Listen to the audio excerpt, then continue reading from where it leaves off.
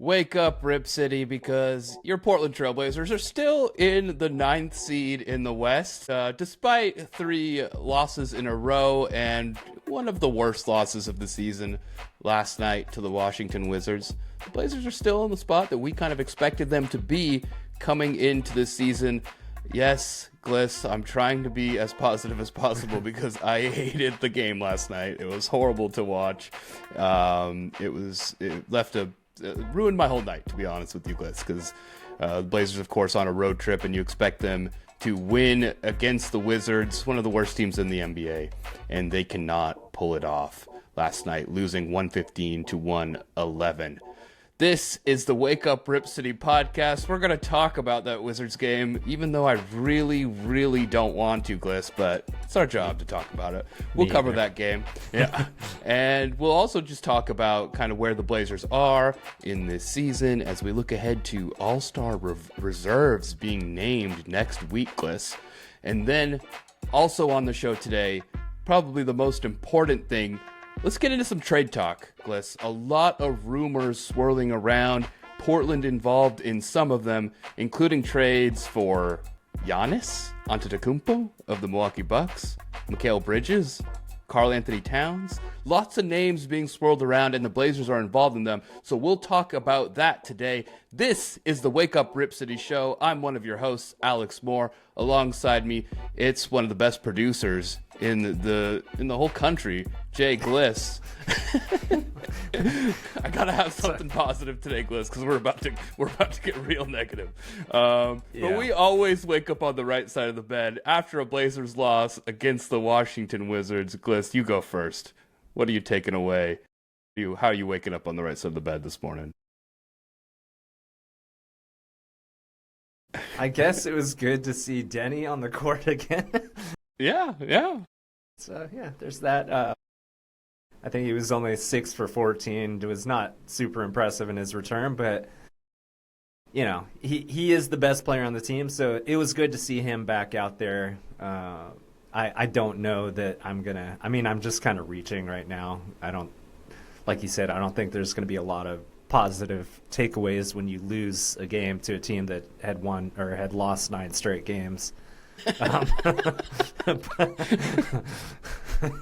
So, This is our positive segment.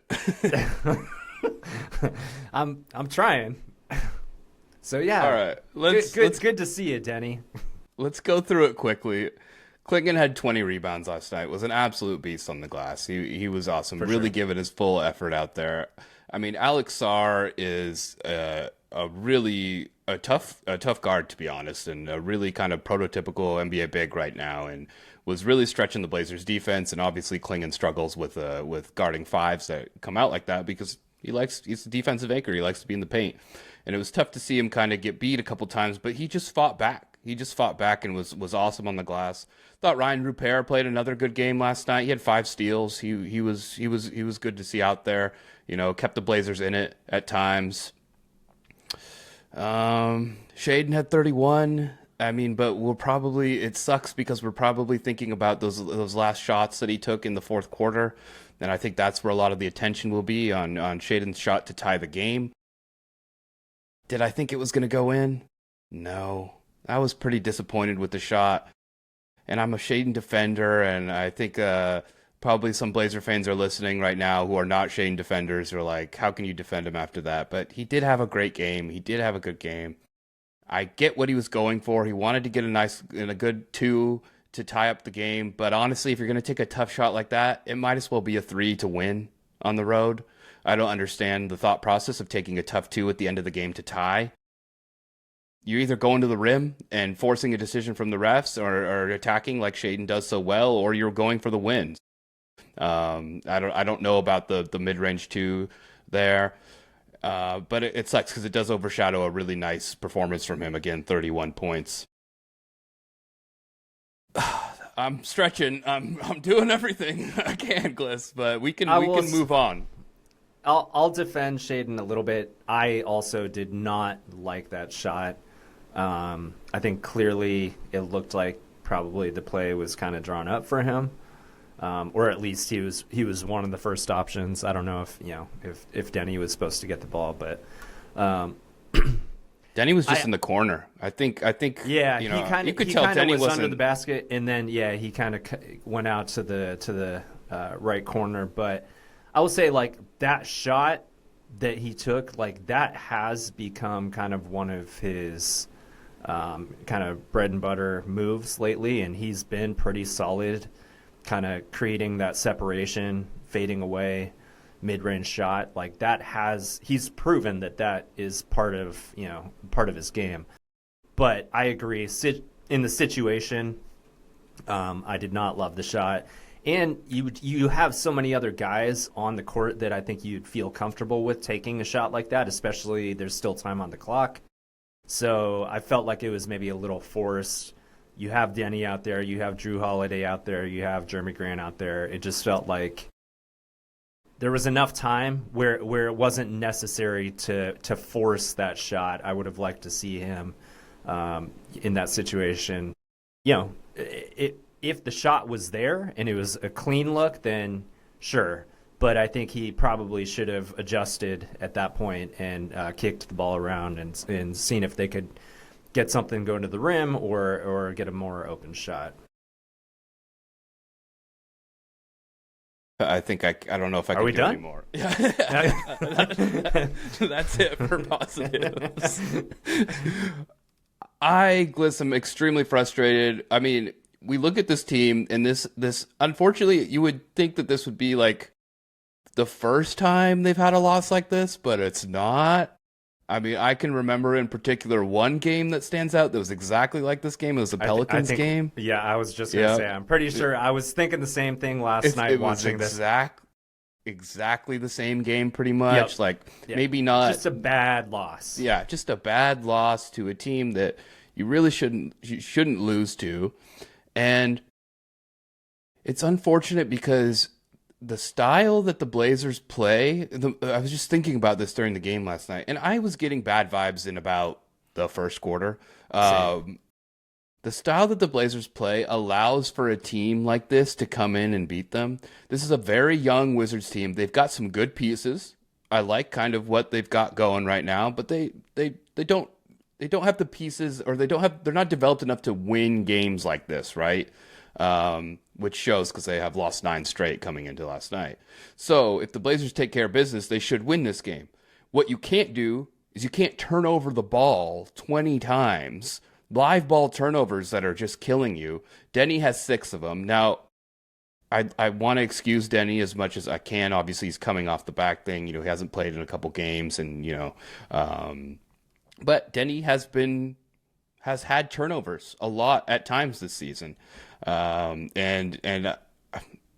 he's guilty of that, and I think he's up there at the top of the league in turnovers, Gliss. I mean, if we could get our stats people on it, but we should take a look, because I mean, he turns over the ball, and a lot of that is because of the situation, right? This is situational basketball. He was playing out of position for a majority of the season, and his usage rate was sky high, and he was leading this team. So of course we excuse Deni, but for Shaedon Sharpe to take a leap on this team, the guy needs to learn how to handle the ball. It's absolutely ridiculous that as a fan watching, I can't even watch when he's dribbling the ball up the court because I'm worried about a live ball turnover in any situation. It's just, it's insane. I mean, he needs to learn and it's so frustrating because he's so close to having all these different pieces come together and him to be an all-star type player.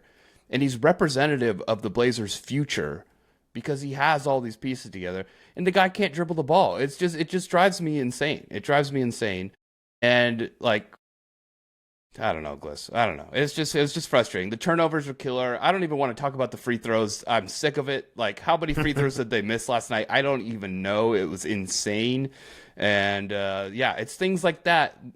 I guess my main point, Gliss, is when you turn over the ball a lot, you miss free throws, you allow a team like the Wizards, who are young and don't really know how to win yet, to win the game. And that's what happens. And you end up losing a game like this, which we've seen before when they lost to the Pelicans earlier this season. Yeah, and I think I can find one more positive that I can go back to is that I think it does say something about the Blazers that we would expect them to take care of business in a game like this, because they kind of were a similar team. 2 seasons ago, this is kind of where the Blazers were at. It's like on any given night, they could get blown out by 40 points and they could lose, 10 straight games. But so I think that's one, again, stretching here. But to me, I think this is the worst loss of the season. The Pelicans loss, like I said, I think we both that one came to mind as the other low point during the season. And I'm not trying to be all doom and gloom about it, but I just think in terms of the situation when you're on a 4-game road trip, and this is the one game where I think they really had to come out and take care of business, the one game that I think they're kind of expected to win, and for them to come out flat and play sloppy, that's just, honestly, it's unacceptable. I mean, it's just kind of a downer. And again, I think it's similar to that Pelicans game where it felt like there was just a lack of focus. They weren't there mentally, kind of shooting themselves in the foot constantly.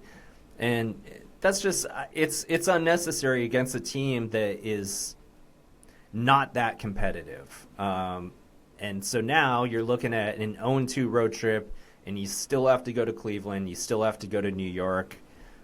So, I mean, that's kind of the bigger picture for me is what it does for this road trip. Maybe they'll show some resilience and come out and grab one of those games.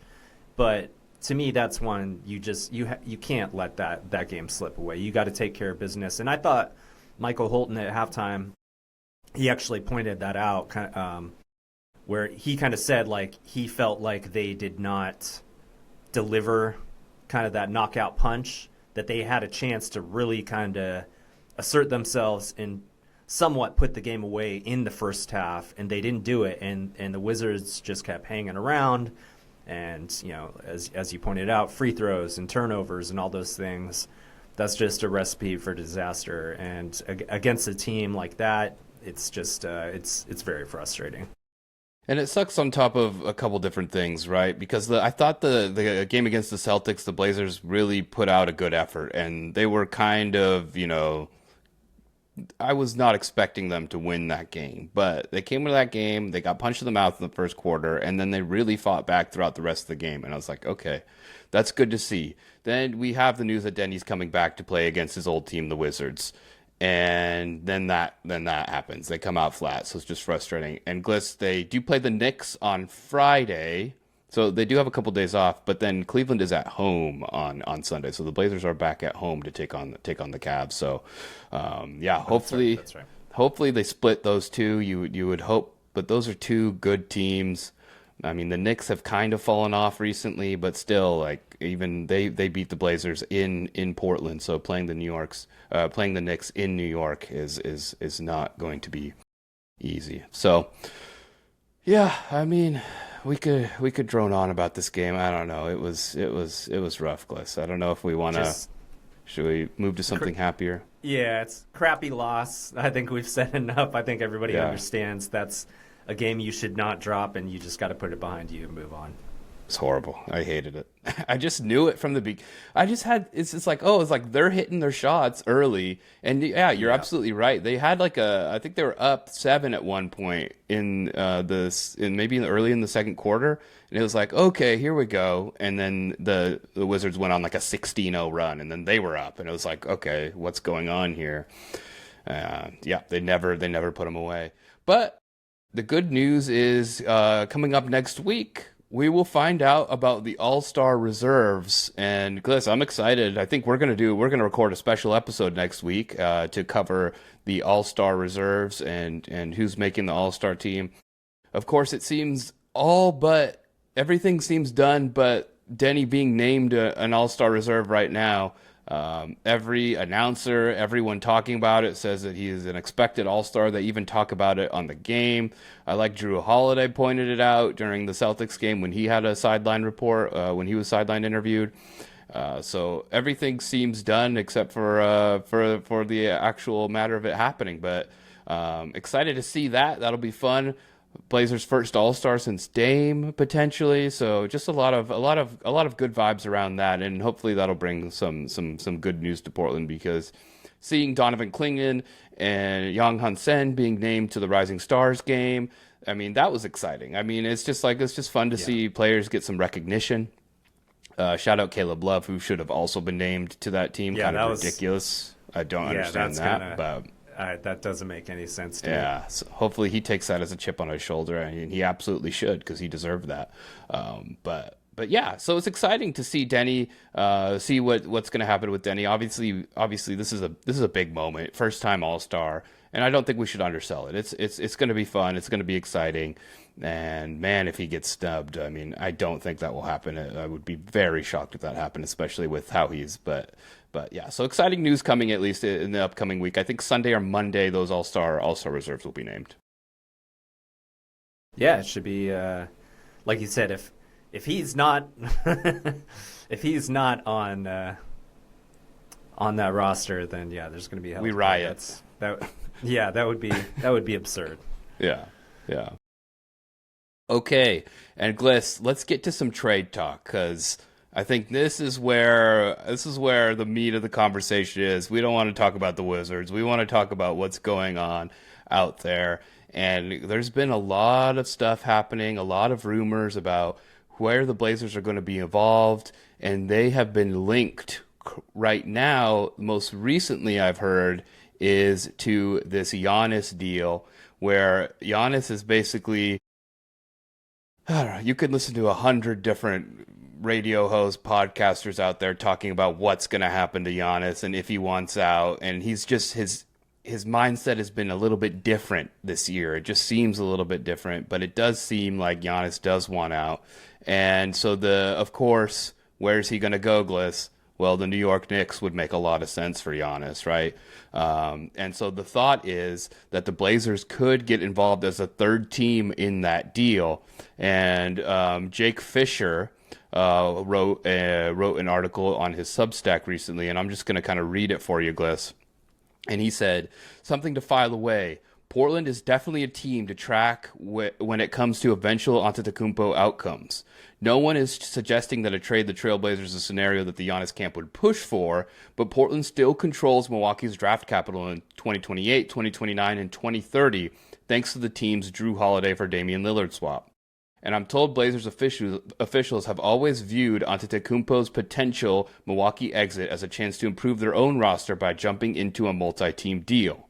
So there's absolutely a down-the-road world where the Blazers could try to butt into, say, Milwaukee-New York talks if Giannis to the Knicks ever gets serious. File this away as well. League sources say Portland has long admired Mikal Bridges going back to Lillard's first stint as a Blazer. So there you have it. Blazers being linked here in that Giannis deal. Interesting. I don't know kind of what the pieces are, but Gliss, is this something you're interested in? What's your kind of speculation on this talk, and what do you see happening? Obviously, another key part of this, Gliss, those Milwaukee picks. If Giannis leaves the Bucks, 2028, 2029, 2030, those are damn valuable if Giannis leaves the Bucks. So keep that in mind. Yeah, I mean, I think, and I brought this up a couple weeks ago, I think the Blazers are in a really good position going into the trade deadline, and I've heard a lot of the stuff I've read is basically that they could be a buyer and a seller, like kind of that, the two most likely guys, or I should say, the most likely scenario is that they're probably going to try to get one of those big contracts in Drew Holiday or Jeremy Grant. It makes a lot of sense for financial flexibility. They have lots of assets that they gained in that Dame trade, as you mentioned. So I could see a scenario where they move at least one of those guys and are able to also bring back, a bigger piece or some other pieces to kind of that kind of fit the trajectory of where this team is hoping to go in the next couple seasons as they, kind of open their window into being a true competitor in the Western Conference. I think it's going to be a lot of fun. Most of the stuff I've heard, especially in the last day or two, has revolved around that Milwaukee, New York deal. It sounds like that's been kind of brewing in the background for a while now. And I think it was Mark Stein I was reading this morning had noted that if Giannis were to end up in New York, it would make Drew Holiday going to New York as part of that deal, if the Blazers were to get involved, would make a lot more sense, and it would kind of complement, Giannis ending up with the Knicks. So I think that's interesting because, there's obviously a lot of pieces in New York that I think would be interesting. Karl Anthony Towns, I know, has been thrown out there a lot, or linked to the Blazers a little bit. Bridges, I've always liked him. I mean, I think he's kind of one of those guys that a lot of Blazer fans liked, as you mentioned, going back. We know that Dame and him are pretty close. So yeah, I'm excited to see what happens. At this point, I would be pretty surprised if they don't move at least Jeremy or Drew Holiday. And, I'd hate to see either of them go, but I think they have a lot of leverage to get a good deal that, will ultimately benefit them. And, we kind of talked about this last week. I think Blazer fans, we do fall in love with our players. We overvalue our players. I would hate to see Drew Holiday go. I've become such a fan of him, and I'm going to continue rooting for him wherever he goes if he does get traded.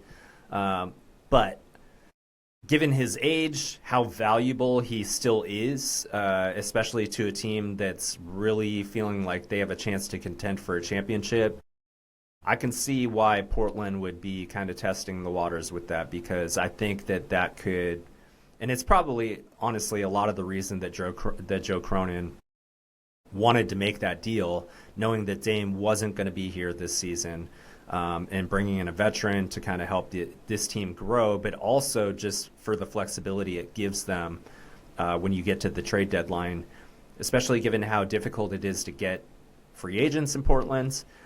Being able to pull in kind of a big fish with someone like Drew Holiday and maybe some of those draft picks, I think is feasible, and that would be pretty exciting because I think they have a chance to do a deal where that could solidify them as a playoff team this year and kind of fit what they're trying to do moving forward.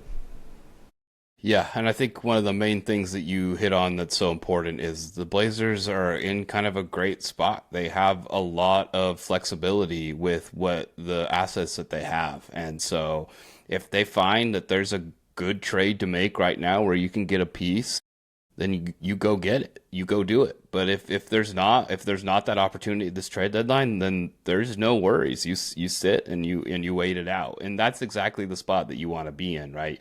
You don't want to be desperate to add that other piece and then have to make a move. And you don't want to be on the other end where you don't have the assets to make a move either. So the Blazers are sitting in a great spot. I'm excited to see what happens. Gliss, I personally love Mikal Bridges. Like, I think he's a great player. I like watching him play. On the Knicks, there's a lot of mouths to feed, so I don't think he has shown how good he is. You saw how good he was when he played on that Nets team. Like, he can be I don't know if he's necessarily a number one option, but he's up in that number two, number three. He was playing as a number one on the Nets, but could you do that on a championship team? I don't think so, but I love the way he plays defensively. And it's just like, you could never have enough good wings who can shoot and defend. And he is exactly that. The Blazers are running out of guards, but I mean, what else is new? That's been the story this season. So it would be tough to see someone like Drew go, but I think you're right. He would definitely be involved in that deal. So I don't know. It's exciting. It's exciting to say the least. Like whether or not you like Mikal Bridges for the Blazers to be linked to such a huge trade, it would. I mean, it would be one of the biggest trades in how long? I mean, obviously Luka trades, and maybe not that long, but still one of the biggest trades in the last, probably in this century of basketball. I mean, it's going to be a huge deal. Giannis is a huge player, so for the Blazers to be linked in that is fun and it's exciting, whether you like it or not. So we'll see what happens. We got a fun trade deadline coming up, so it's exciting. So, Gliss, anything else to talk about before we go ahead and log off on Wake Up Rip City? No, I don't think so. I mean, like I said, just put that game behind you and let's kind of reset. They got to string together a couple wins now because they kind of fallen on tough times the last couple games, which it's going to happen. It's a long season. I mean, you're not going to win every single game, and sometimes even good teams lose games like this at times. So it's not like super concerning. It sucks that they've lost 3 in a row, but it's not. I think it's easy to just be like, all right, turn the page, let's reset, and I'm with you on the trade deadline. I'm really excited. I totally geek out. Like I am one of those sports fans. Like I absolutely love like trade season. Baseball, basketball. Like I love seeing just kind of things get shaken up and kind of the different ideas out there and stuff like that. So it's always exciting as a Blazer fan when you feel like they're actually going to be in the mix. And that's, similar to having an all-star. I mean, it's not something that's really been on the table the last couple of years. It was more about, collecting assets, collecting draft picks, and just seeing what kind of developed out of that. Now they're in a position where they can really set themselves up for the future to go, get, a really good NBA player. And they're already a competitive team that's kind of growing and coming into their own. So I'm super stoked for the trade deadline. I'm really excited about it. That makes 2 of us, Gliss. I can't wait. It's gonna be fun. Man, we hit every emotion in this episode. I think we had the sadness, we had some laughter because we were sad, we had some joy, we had some excitement. So we hit all the emotions. Oh, a lot of anger.